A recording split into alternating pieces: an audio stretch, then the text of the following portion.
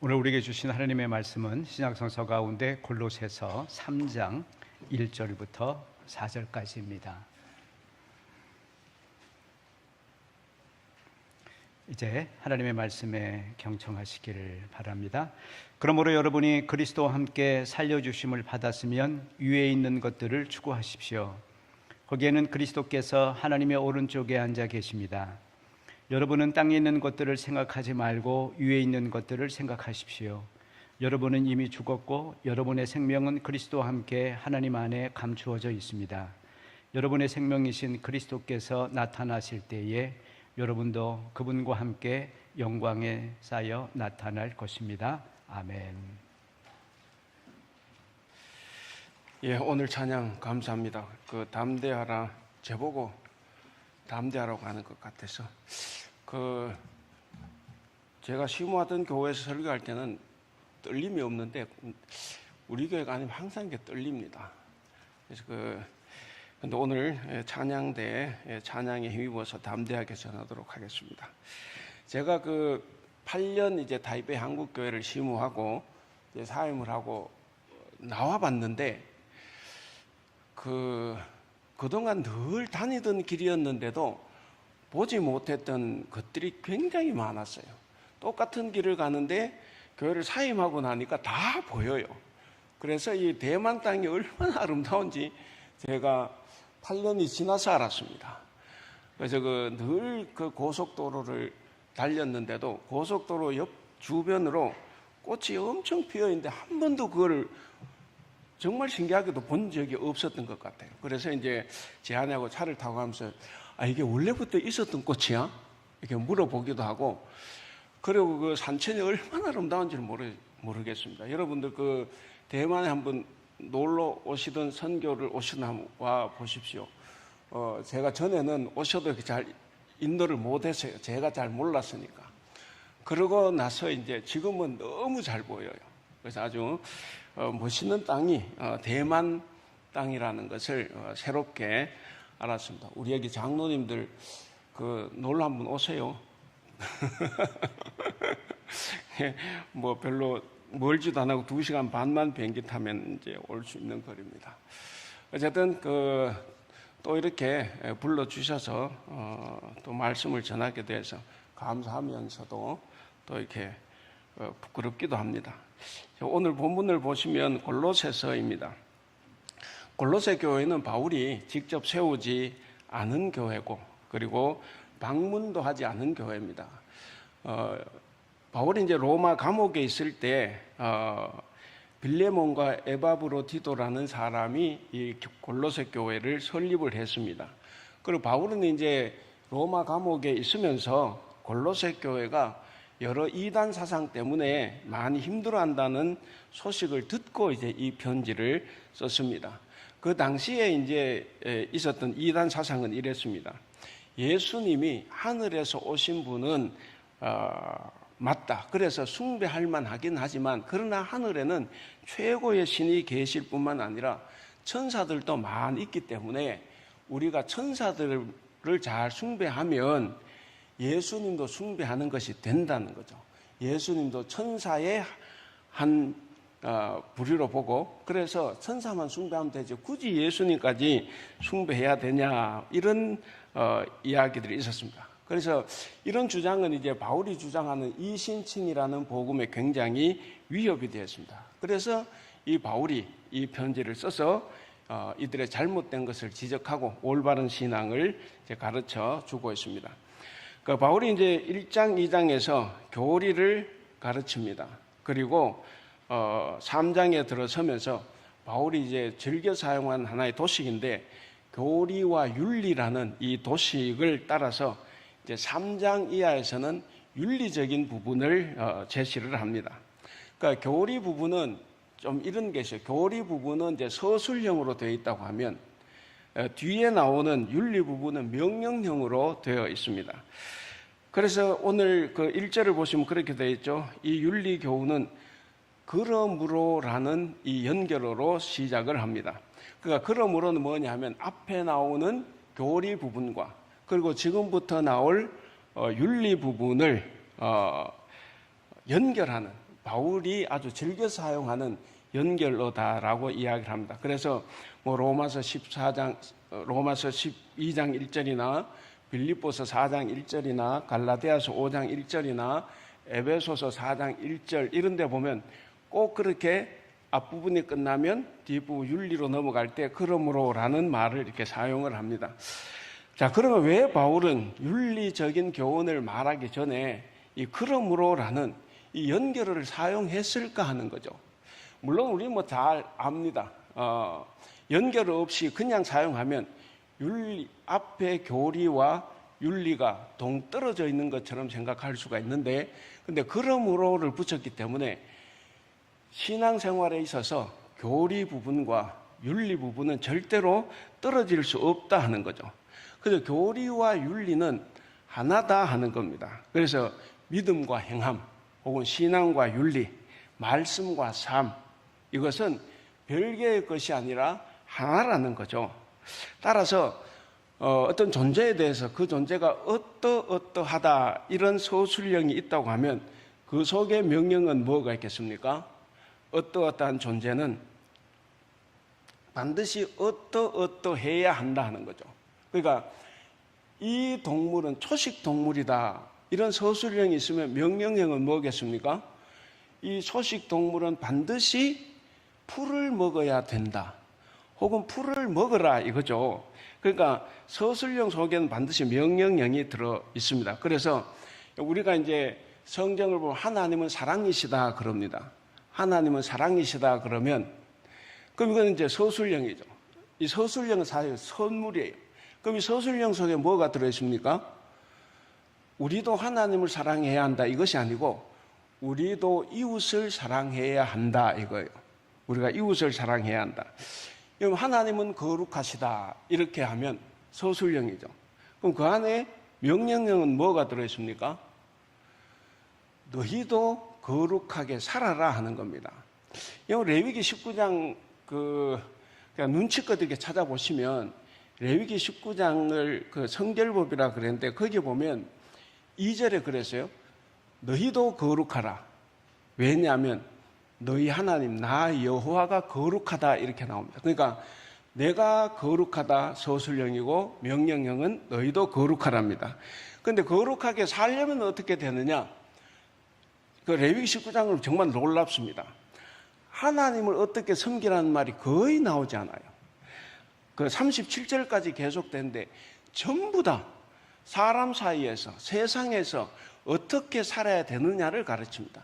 그것이 바로 거룩함이에요. 그래서 내가 거룩하다, 하나님이 거룩하다 이렇게 되면 우리가 세상에 나가서 거룩하게 살아야 한다. 이제 이런 말입니다.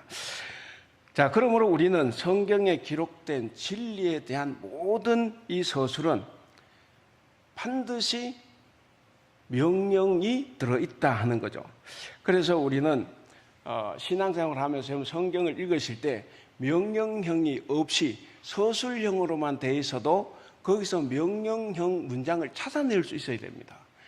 그래서 그것을 지킬 때 온전한 성도가 될 수가 있습니다.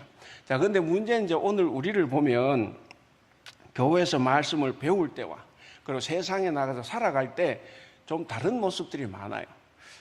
뭐 저 목사도 참 마찬가지인데 성경 공부 시간에는 진리가 뭐냐, 그 말씀의 뜻이 뭐냐 이걸 가지고 피 튀기게 싸우는데, 근데 세상에 나가서 윤리 문제, 실천의 문제에 있어서는 그렇게 싸우지 않습니다.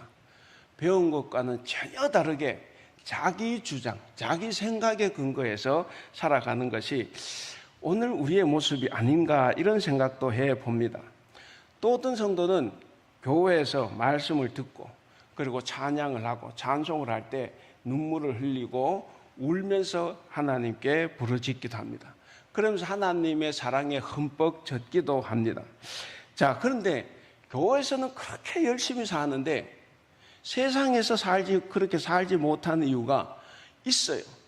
물어보면 세상이 악해서 그렇게 살다간 손해본다는 거죠. 그렇게 살다가는 세상에서 번번이 실패하고 만다는 겁니다.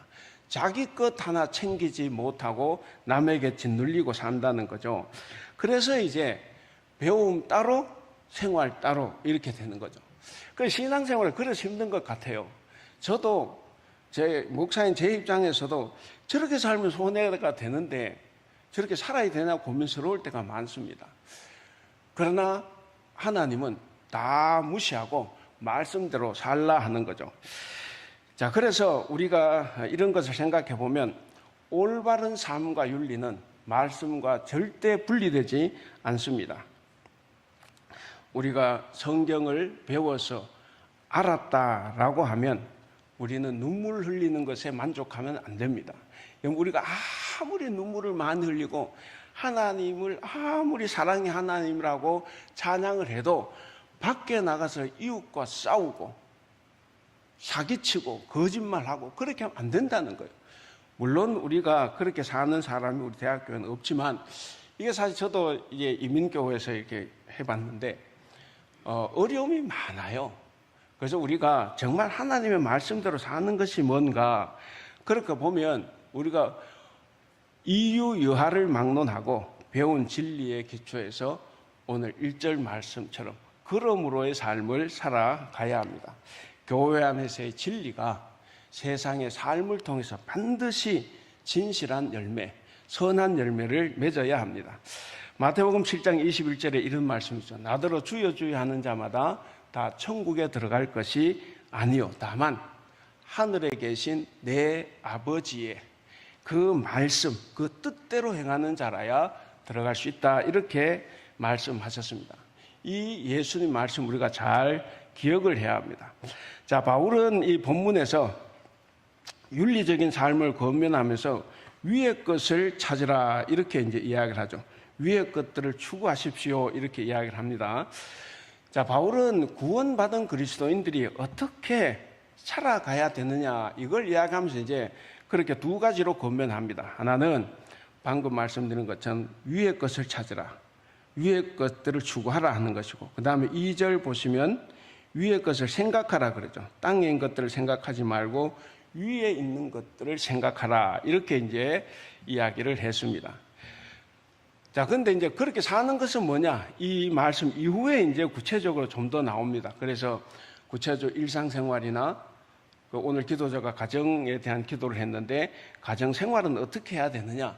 이런 부분에서 일상생활이나 가정생활에서 믿지 않는 자들보다 더 나아야 되는데 그 삶이 어떠해야 되느냐 하는 것을 역설을 하고 있습니다.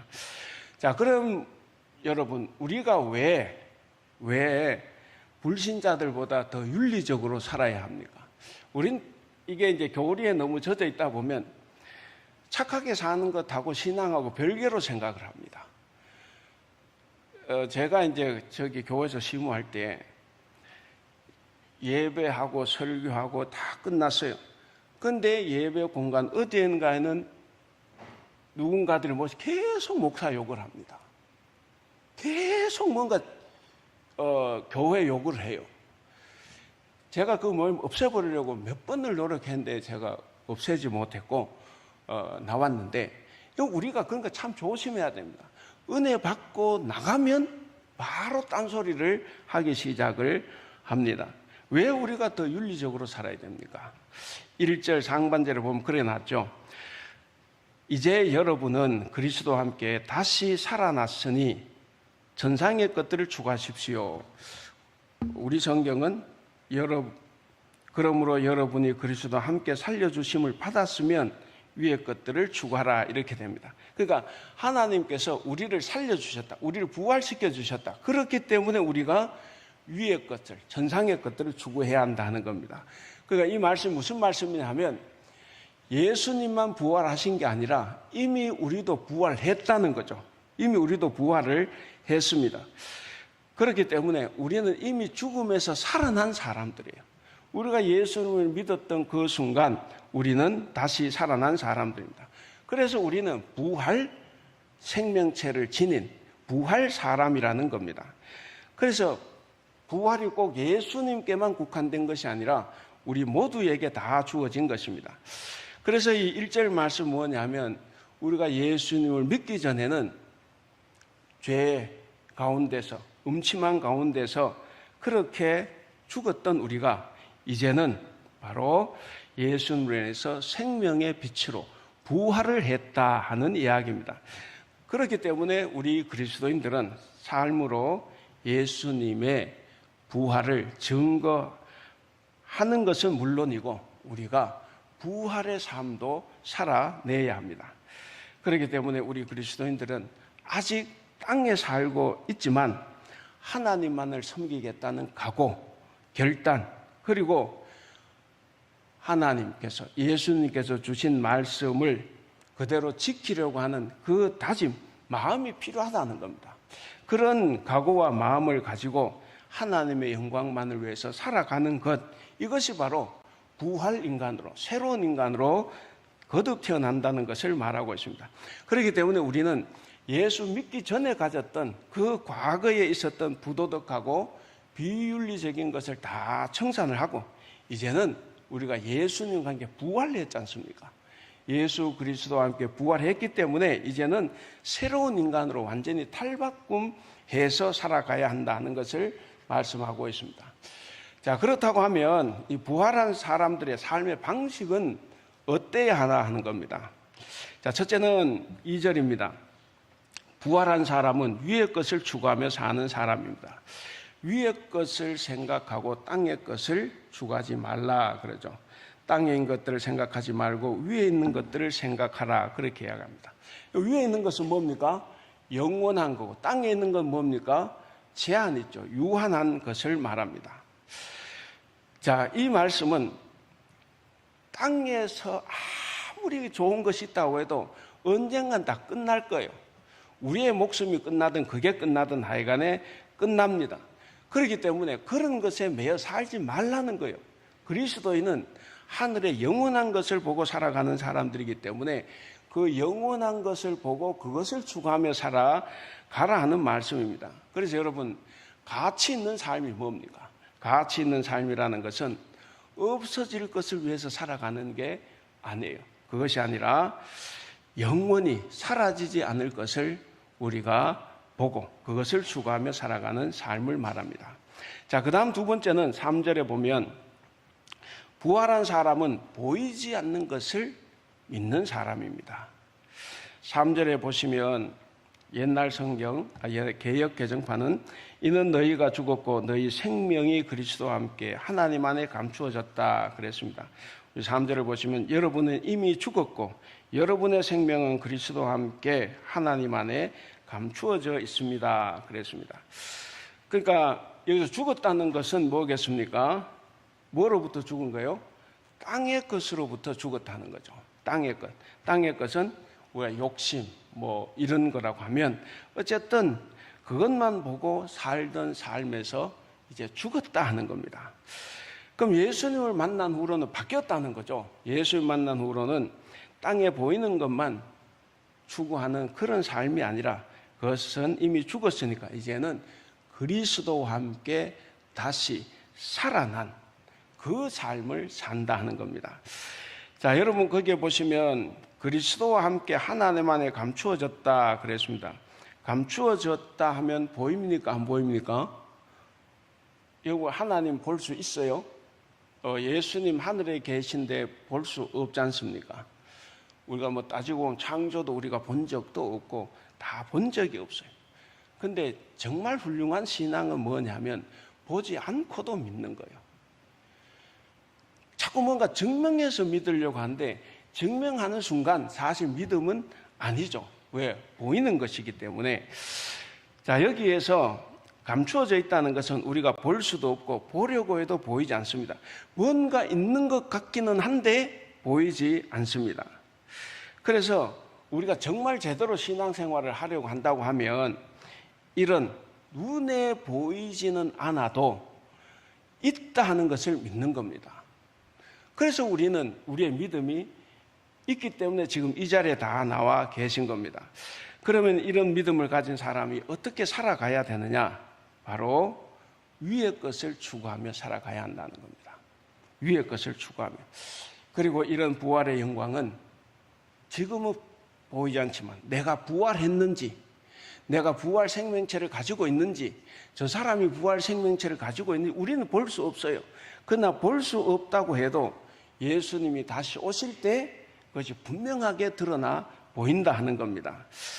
그렇기 때문에 우리가 부활의 영광이 지금 보이지 않고 왜 나에게 이런 어려움만 존재하느냐라고 해도 우리는 믿고 하나님 말씀대로 살아갈 수 있습니다. 그래서 다만 감추어져 있기 때문에 보지 못하는 것이지 그것이 없는 것은 아니라는 겁니다. 요한복음 20장 29절에 예수님께서 도마에게 하신 말씀이 있죠. 보고 믿는 자마다, 보고 믿는 자보다 보지 않고 믿는 자가 더 복되다. 우리는 부활하신 예수님을 보지 않고 믿지 않습니까? 제자들은 보고 믿었어요. 제자들의 믿음이 더 좋습니까? 우리의 믿음이 더 좋습니까? 우리의 믿음이 훨씬 좋아요. 예수님 말씀하셨지 않습니까? 보고 믿는 자보다 보지 않고 믿는 자. 그리고 지금 2000년이 지났는데도 저와 여러분은 믿고 지금 이 자리에 앉아 계신 것 아닙니까? 그렇기 때문에 예수님의 그 말씀은 바로 오늘 우리에게 하시는 말씀이에요. 보지 않고 믿는 자가 더 복되다 하는 겁니다. 사도행전 10장 34절에 보면 내가 참으로 하나님은 사람의 외모를 보지 아니하신다라는 베드로의 고백이 나옵니다. 자, 거기 보면 이 말씀을 통해서 땅의 것은 눈에 보이는 외모입니다. 눈에 보이는 외모. 근데 위의 것은 뭡니까? 눈에 보이지 않는 어떤 중심이 있다는 거죠. 그 중심을 보는 것임을 우리가 알 수가 있습니다. 그래서 우리는 신앙생활 하면서 이렇게 안목을 좀 넓힐 필요가 있습니다. 넓히고 더 높일 필요가 있습니다. 겉으로 드러나는 것만 중요하게 생각하는 것은 세상의 상식입니다. 그래서 겉모습을 우리는 대단히 중요합니다. 저 사람의 직업이 뭐냐? 저 사람 돈이 얼마가 있냐? 저 사람 자녀들이 얼마나 잘 사냐? 그것은 바로 세상에 사로잡혀 있는 외모를 보는 것입니다. 사람도 외모만 보고 우리가 판단하는데 그러지 마시고 감추어진 중심을 볼 수 있어야 됩니다. 우리가 신앙생활을 할 때 그 속에서 하나님 안에 감추어진 그 신비, 저 상대방을 통해서 외모는 보잘것도 없어도 그 사람 안에 있는 그런 어떤 신비한 모습을 볼 수 있는 안목을 가질 수 있기를 바랍니다. 자, 위의 것을 추구하는 사람들은 예수 그리스도를 힘입어 살아가는 사람들입니다. 그러나 땅의 것만을 보고 살아가는 사람들은 자신의 힘만 바라보고 살아갑니다. 그리고 어려움이 있을 때 하나님께 기도도 하지만 실제로는 사람을 더 먼저 찾아가고 사람의 힘, 돈의 힘을 빌리려고 합니다. 여러분, 우리 그리스도인들에게 땅의 것이 필요 없는 것이 절대로 아니에요. 그렇지 않습니까? 우리 돈 있어야 됩니다.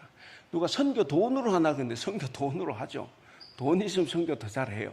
그러나 돈이 없다고 또 선교 못하는 것도 아닙니다. 그래서 땅의 것이 필요 없는 것은 아니지만 그것이 전부라고 생각하면 안 된다는 겁니다. 내 노력이 필요 없는 것은 아니에요. 당연히 우리가 하나님 앞에서 최선을 다해 노력하며 살아가야 됩니다. 그런데 하나님이 도와주시지 않으면 나는 아무것도 할 수 없다라고 하는 신앙으로 또 우리가 살아가야 되는 겁니다. 여러분, 우리의 삶의 스타일을 위의 것을 추구하는 그런 삶의 스타일로 바꿀 수 있기를 바랍니다. 우린 다 부활한 성도들입니다. 그리고 구원받은 성도들입니다. 부활한 성도, 구원받은 성도는 우리가 위의 것을 추구하는 사람들입니다. 그렇게 새로운 삶을 살아가기 때문에 땅의 것보다는 늘 하늘의 것을 바라보며 살아가는 사람들입니다. 고린도후서 5장 17절에 이런 말씀이 있죠. 그런즉 누구든지 그리스도 안에 있으면 새로운 피조물이라 이전 것은 지나갔으니 보라 새 것이 되었도다 그랬습니다. 우리는 이제 완전히 새로운 피조물이 된 거예요. 그래서 옛날에 그런 잘못된 삶의 방식 다 버려야 됩니다. 우리가 그것도 가지고 내가 영생을 얻겠다라고 하는 것은 그 우리의 생각이에요. 하나님께서도 인정해 주실까 할 때는 좀 별개의 문제입니다. 그렇기 때문에 우리는 새로운 피조물이기 때문에 더 이상 땅의 사람들처럼 살아서도 안 되고 우리의 마음을 땅에 둬서도 안 됩니다. 우리는 오직 땅의 것을 버리고 하늘의 것만을 바라보며 살아가야 합니다. 바로 그런 대표적인 인물이 우리가 이제 그 신약 성경 누가복음 보면 삭개오라는 사람을 우리가 볼 수가 있습니다. 삭개오는 대단한 부자죠. 세리장이었으니까 세무소장 아닙니까? 그러니까 세무서 직원만 돼도 돈이 많은데 이게 이제 소장이니까 얼마나 돈을 많이 벌었겠습니까? 자, 그러니까 그는 자기가 가지고 있는 힘과 권력을 가지고 뺏을 수 있는 최대한의 것을 뺏었을 거라 생각합니다. 그래서 이 사람은 땅에 속한 사람이고 사욕과 그런 악한 정욕과 우상숭배와도 같은 그런 탐심이 그 마음 안에 가득한 사람이었습니다. 이렇게 철저하게 땅에 속했던 이 삭개오가 어느 날 여리고로 예수님이 지나가신다는 그 소식을 듣고 무화과 나무 위로 올라갔습니다. 우리 뭐 뽕나무라 그러는데 그 무화과 나무 위로 올라가서 거기서 이제 예수님을 만납니다. 그리고 예수님 자기 집으로 초대해요. 근데 예수님 사실 그 집에 들어가면 안 돼요. 이게 유대인이 이게 또 랍비 선생이 그런 죄인 집에 들어가면 안 되는데 근데 예수님은 또 그 집으로 같이 들어가셨습니다. 자, 예수님을 모신 삭개오는 그 자리에서 완전히 탈바꿈을 합니다. 예수님을 만나기 전에는 재물만 보였어요. 그래서 자기가 힘껏 남의 것을 빼앗고 도적질했습니다. 자, 그렇게 땅의 것으로 가득 찼는데 예수님 만난 후에는 눈에 보이지 않는 위의 것을 추구하는 사람이 되었습니다. 삭개오는 모든 사람들이 보는 자리에서 벌떡 일어나서 예수님께 주님, 제 재산의 절반을 가난한 사람들에게 주겠습니다. 그리고 제가 남의 것을 속여 빼앗은 것이 많은데 그것이 있으면 4배로 갚겠습니다. 이렇게 이제 밝혔습니다. 그러니까 예수를 만나고 난 전과 후가 완전히 바뀐 사람입니다. 자, 이때 예수님께서 삭개오에게 뭐라고 하신지는 우리가 다 잘 압니다. 예수님께서 오늘 구원이 이 집에 이르렀으니 이 사람도 아브라함의 자손이로다 그랬습니다. 여러분, 땅의 것만 추구했던 사람입니다.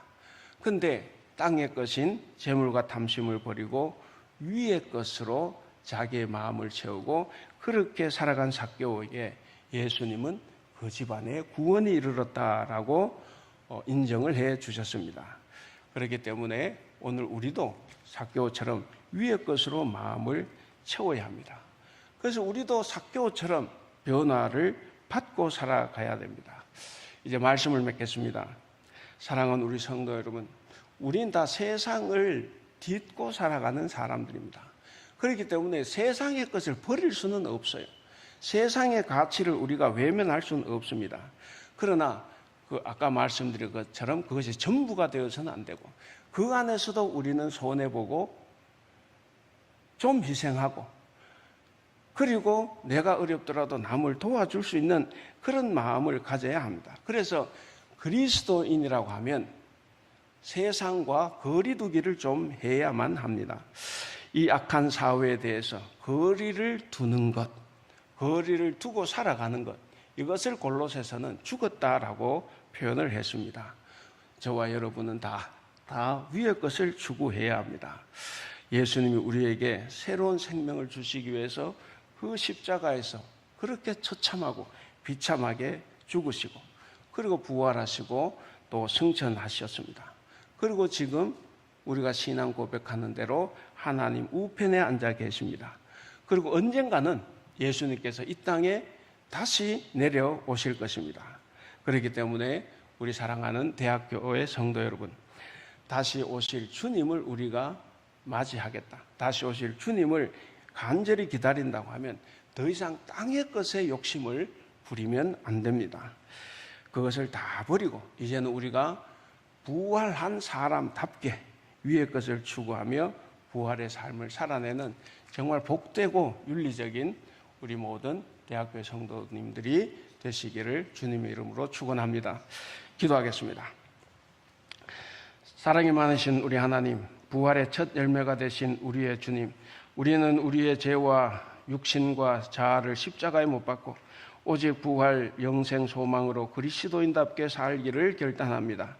부활의 주님, 죽음의 어둠 속에서 살아가던 우리에게 새 생명을 주신 것을 참으로 감사합니다.